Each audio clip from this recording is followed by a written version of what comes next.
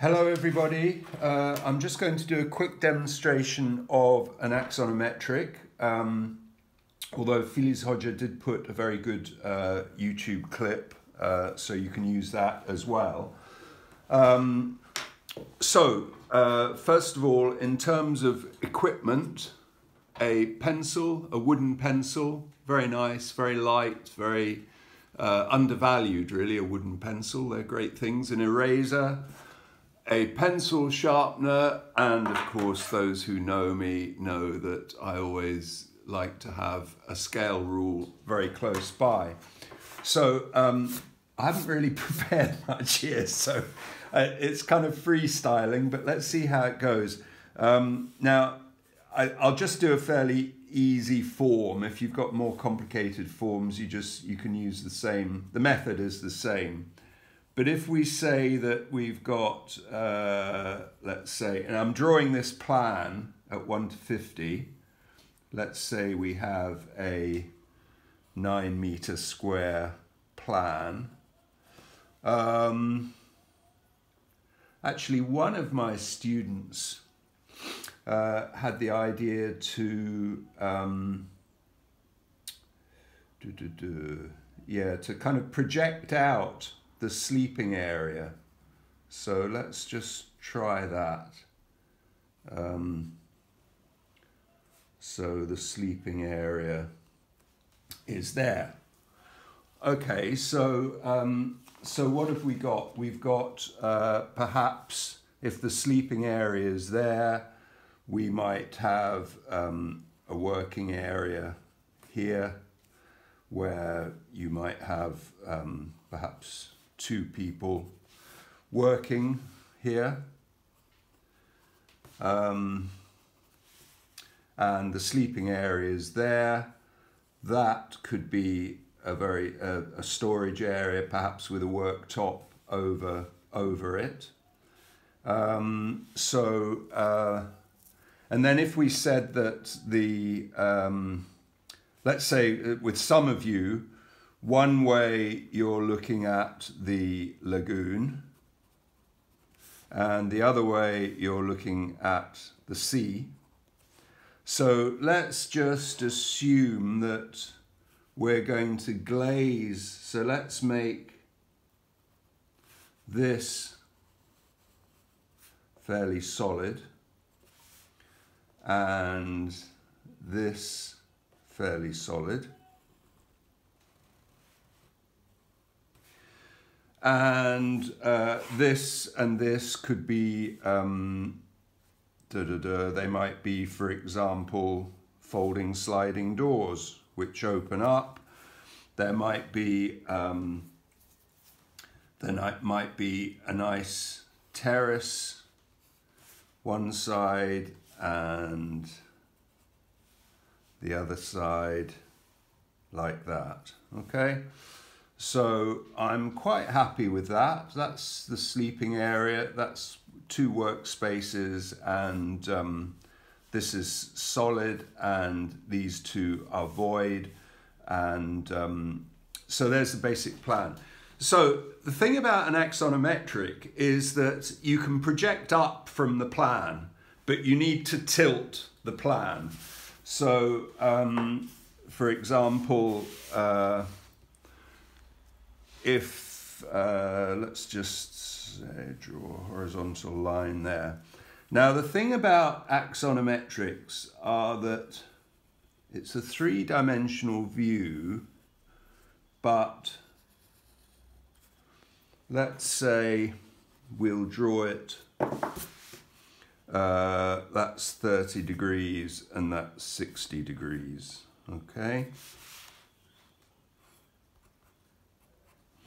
Like so, and again we draw it to scale. I'm actually drawing this, by the way, at a scale of 1 to 50, which is quite a nice scale, and actually the kind of scale that is appropriate for doing a little sketch axonometric. So there's my, there, then we've got the bit coming out, let's say by 1 meter, and say 1/2 meter there, like that. So that's really just the same as the plan, only tilted round. Now, if we call that angle A and that angle B, it doesn't really matter as long as A plus B equals 90 degrees. I've got a little helper coming to join me. It doesn't really matter. So it can be 45, 45, but I think usually it's better 30, 60. For example, if the 30 degrees is that face, you're going to see more detail of that face than that, which is going to be at a more oblique angle, let's say. So let's start projecting the vertical lines. Let's just make the cube first.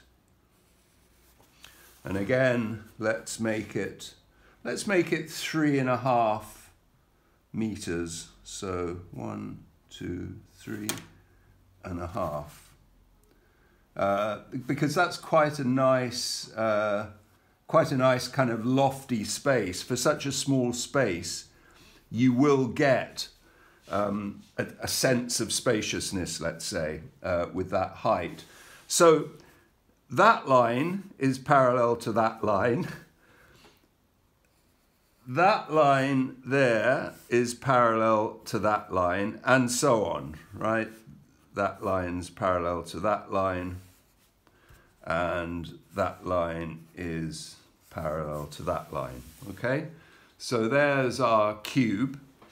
Now, to get this sort of sleeping platform in, let's say that it's 1 meter up, and because this is because we can use the plan, we can measure the horizontal distances as well as the vertical distances.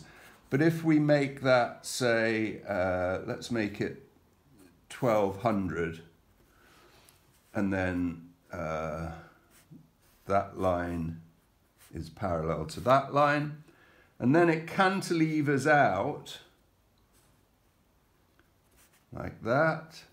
Again, that line is parallel to all the other lines that are at 60 degrees, and that goes back to there. And so it's 1200 high, and then I would say that the actual, how much do we need to... It's a bit like these compartments, you know, these compartments in these camper vans.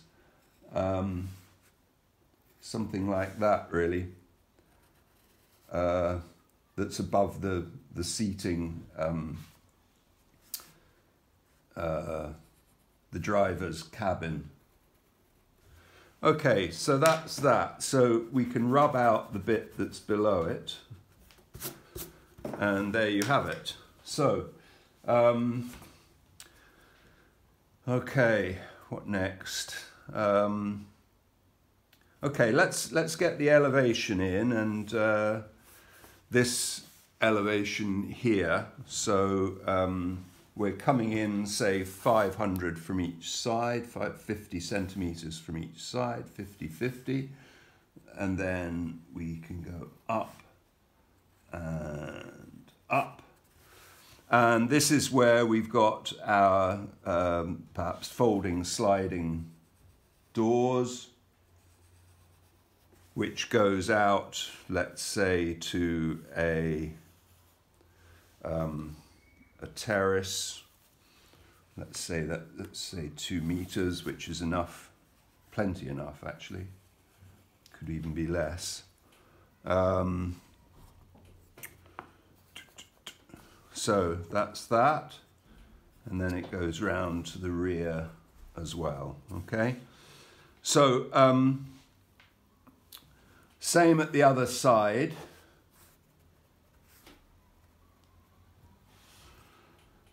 And our roof runs around there, like that. Okay? Okay, so, and we may want to raise it up, perhaps. We could do that.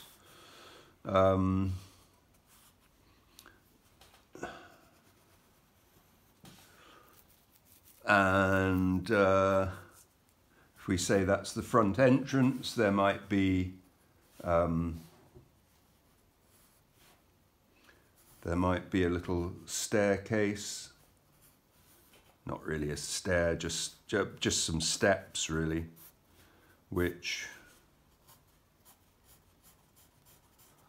take you up to there, okay? So there's the kind of bones of it. I don't want to do a huge amount more to it.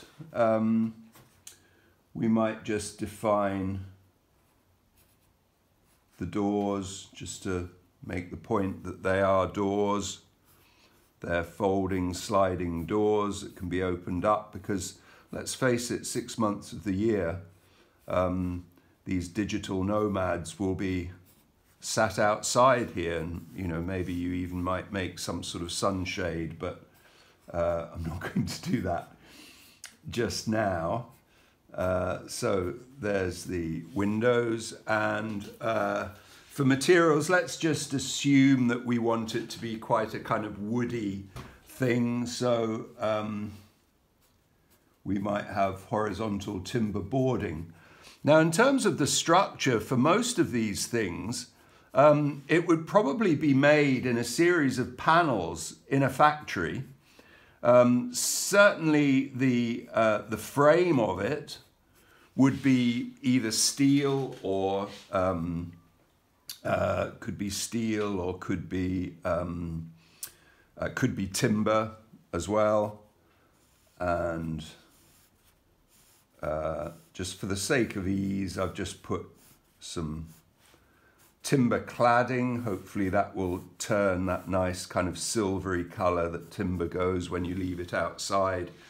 And there's the roof of the little sleeping platform. Maybe, actually, if you're sleeping in that platform, it might be quite nice to have like a little window there, so you can do some stargazing at night and enjoy the views, right? And you might even, as you're lying in bed, you might want to just see, and you might have a little slit window there, for example, which allows you to see out amongst trees and the nature while you're lying in bed, which is kind of nice to go off to sleep to, I think. And there's your timber stuff there, okay? And then of course you've got this, which is your timber decking outside.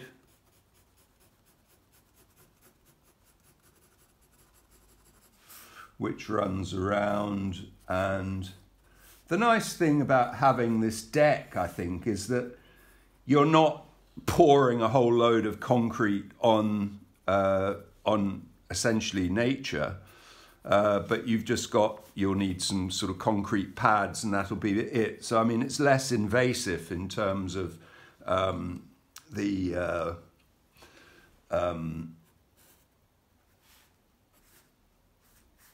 landscape. Okay, so that's roughly that. Now, I'm just going to stop it there, and there'll be a part 2 where I'll bosh a bit of colour on there. So come back for part 2. Okay guys, welcome back.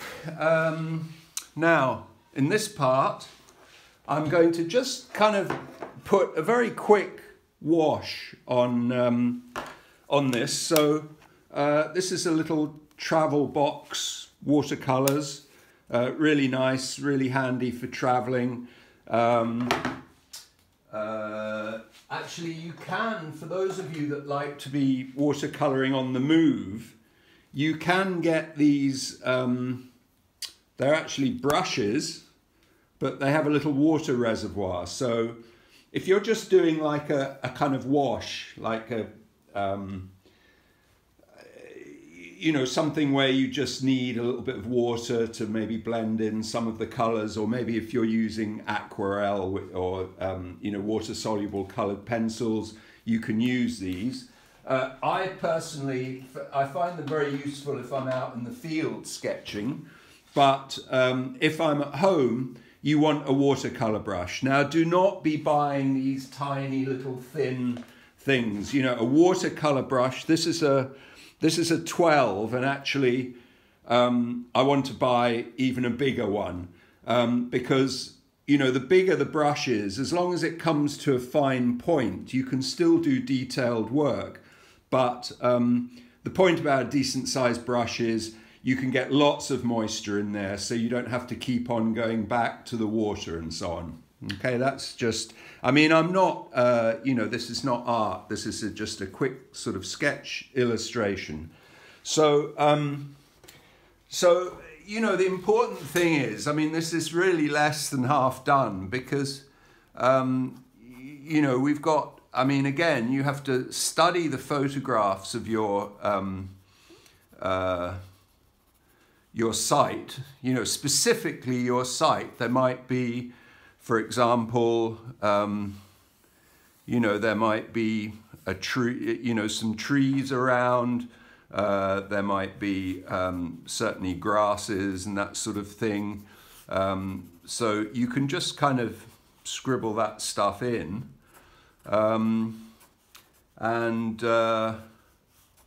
You know, you might want to just enhance, depending on how you want your building to be. You might, for example, I'd be quite tempted just to throw some wildflower seeds. So you might have, for example, some nice wild poppies that come up every spring or something like that. Could be really nice. And in terms of, okay, when you use watercolor, it's very important. The clue is in the word, really. It's watercolor, therefore it should be mainly water. So don't be using too much color. It should be mainly water.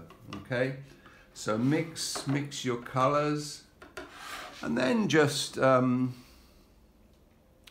okay, let's just now see what I mean about that that bigger brush. You can get lots of moisture on it, and you can cover quite a lot of ground just by doing that. Remember, we've got our timber. Oops. We've got these kind of timber, whoops, uprights.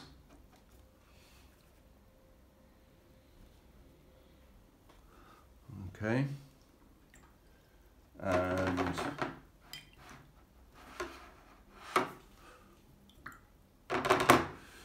we've got our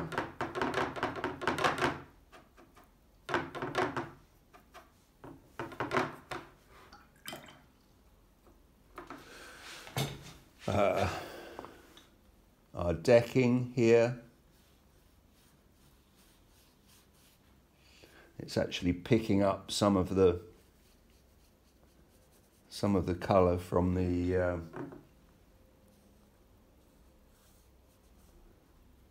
pencil.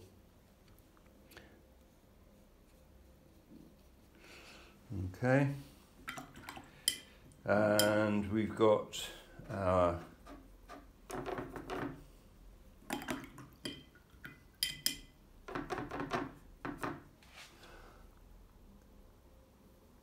timber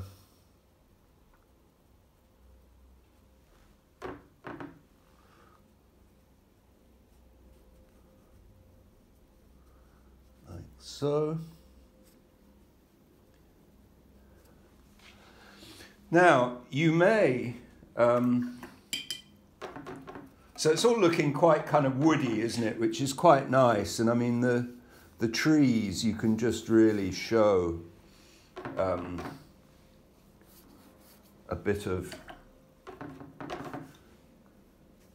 It's actually better to hold the page up when you're doing this so that the water runs down, but I don't want to take any chances. Okay, so there might be a tree there, for example. And you may say that this deck and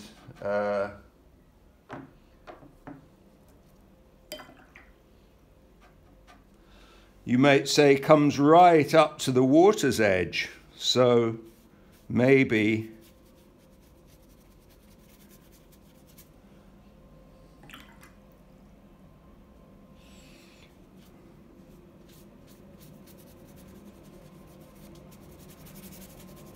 you've got the sea there.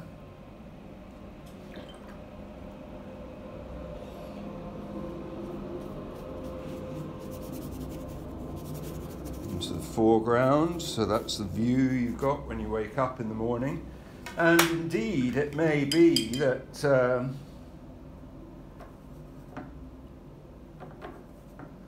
that you have the lagoon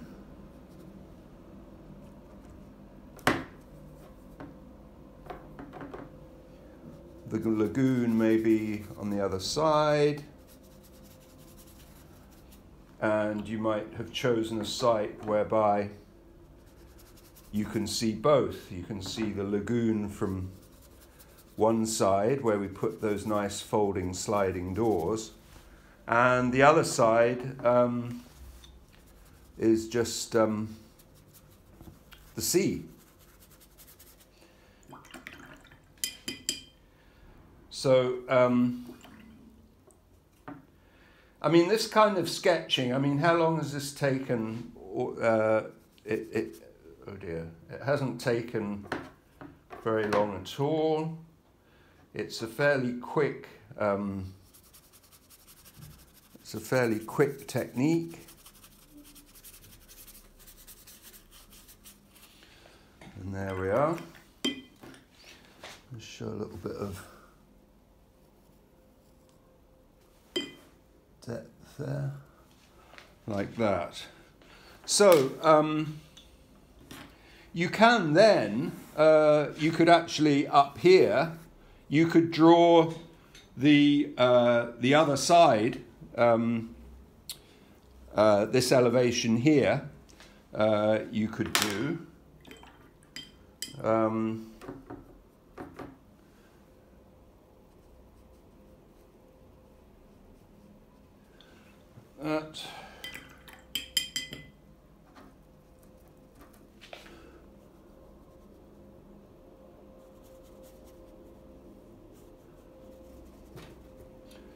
Thank you, Daisy. That's my assistant, Daisy, who likes doing a bit of painting now and again.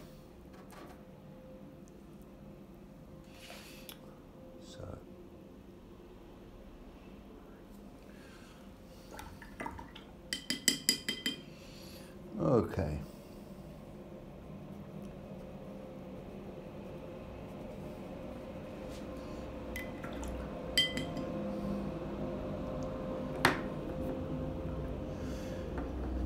And bosh, bosh, bosh, bosh, bosh. Now, then you might say, okay, well, I really want to sort of add some more detail. So we might, for example, make some notes. So here we might say cantilevered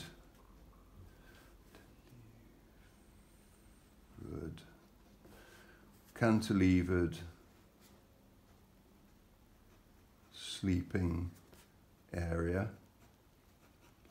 You know what cantilever means? It's when it hangs out a bit. Window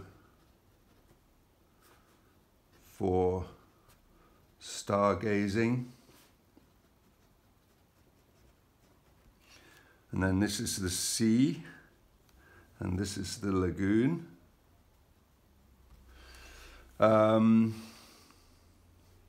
These are quite important because we're saying they're sliding, folding,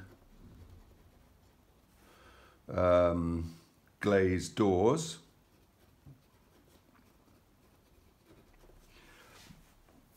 And it may be you can put on top of these like some wooden slatted shutters for security. Let's say if no one was staying there. And then we might even perhaps put some more information on, so here we might say view to sea, and here we might say view to lagoon, and then we might say this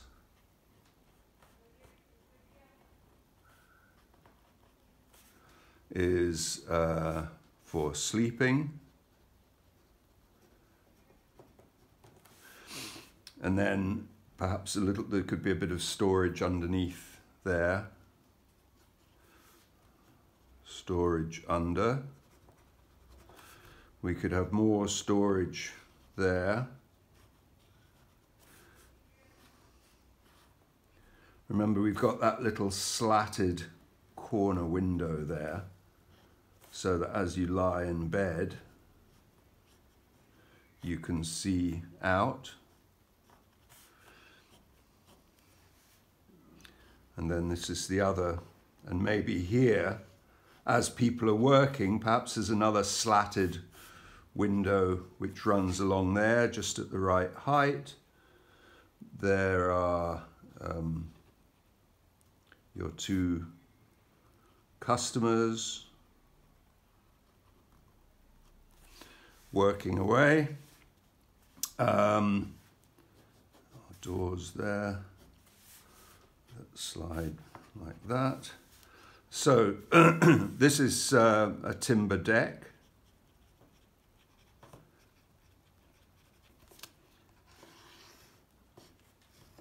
And also here, timber deck.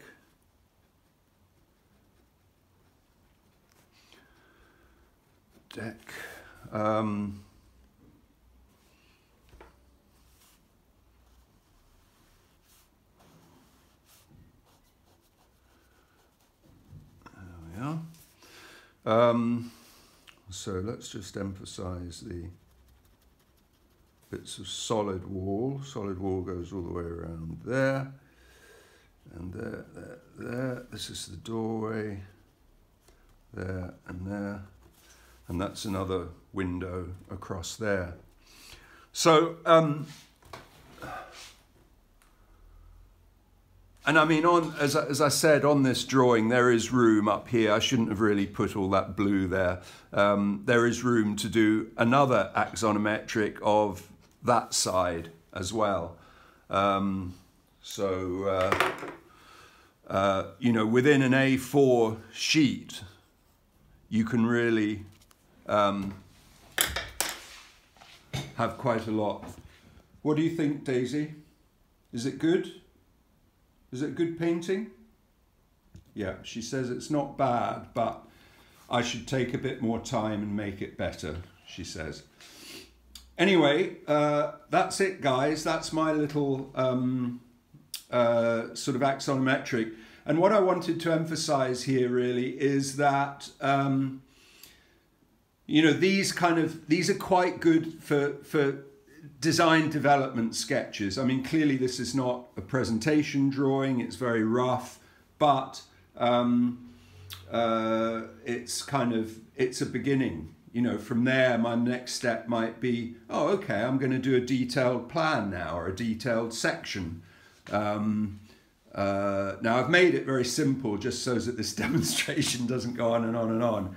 So it's not one of my greatest works, but Anyway, I hope that it's got the hang that when you're doing an axonometric, you can use a plan. And although you have to tilt it a bit so that you can project up the vertical lines, you know, it's not changing the angles or the geometry, whereas an isometric does. But an isometric is also a very useful tool.